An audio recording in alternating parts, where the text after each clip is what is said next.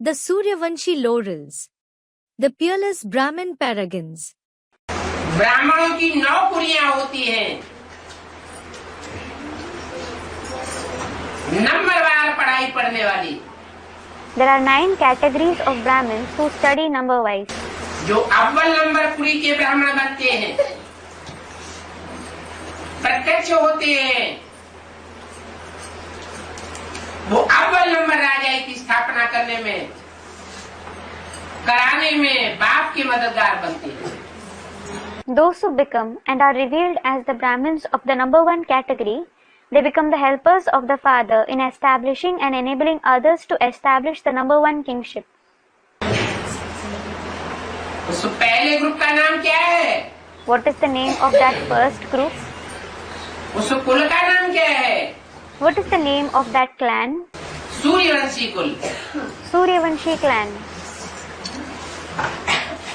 ये सूर्यवंशी कुल क्यों कहा जाता है? Why is it called the Suryavanshi clan? पहला ग्रुप चंद्रवंशी क्यों नहीं? Why isn't the group of the Chandravanshis first? इस्लाम वंशी क्यों नहीं? Why isn't it of the Islam Vanshis?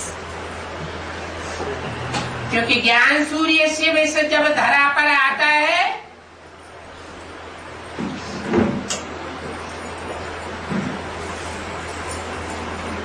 तो सूर्य की तरह समान रूप से सारी सृष्टि पर ज्ञान की रोशनी फैलाने वाले को निमित्त बनाता है। It is because when the Son of Knowledge, Shiv, comes to this earth, he makes him the instrument who spreads the light of knowledge equally on the entire world like the sun. सूर्य ये नहीं देखता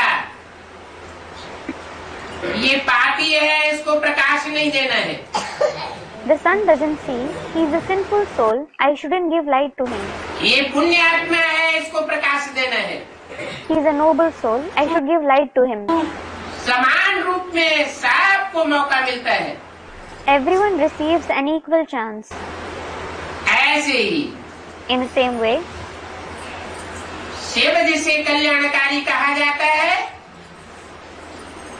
वो विश्व कल्याणकारी बाप विश्व कल्याणकारी बच्चों को चुनता है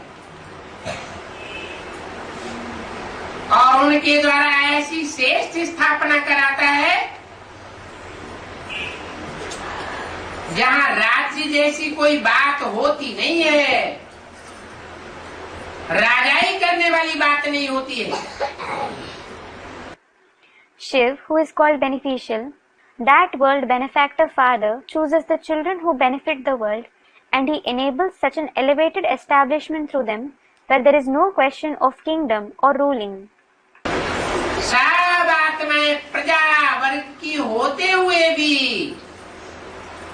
परिवार का अनुभव करती है। Despite belonging to the subject category, all the souls have the feeling of a family. ऐसे अनुभव करती है जैसे परिवार का छोटा बच्चा भी कहेगा ये मेरा घर है, ये मेरा देश है। They feel like even the youngest child of a house says, "This is my house, this is my country." ये नहीं कहेगा ये मेरे बाप का देश है। He won't say, "It's my father's country, मेरे बाप का राज्य है। my father's kingdom." नहीं, No, उसे भी यही अनुभूति होगी कि जो बाप का सो मेरा। he too will have the same feeling. Whatever belongs to the father is mine. ऐसी श्रेष्ठ स्थापना 9 कुरी के ब्राह्मणों में से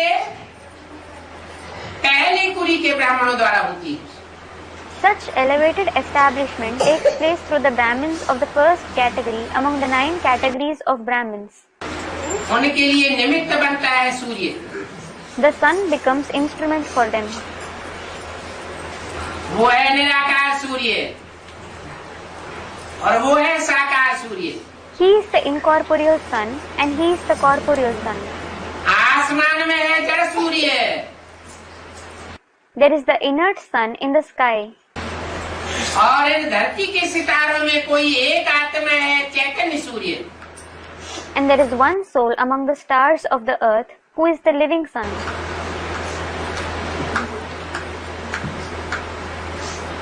जो भी नवग्रह हैं,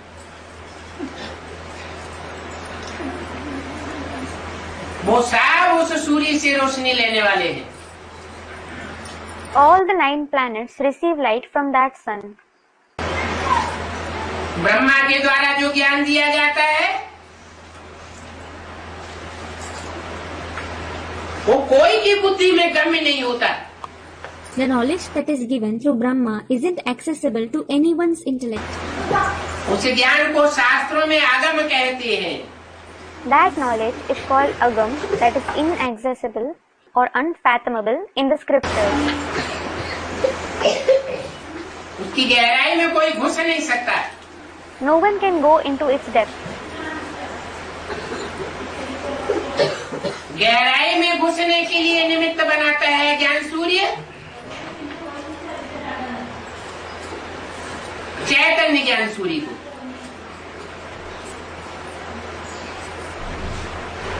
जिसके द्वारा सूर्यवंश की स्थापना होती है। To reach its depth, the Sun of Knowledge makes the living Sun of Knowledge instrument by whom the Suryavansh is established.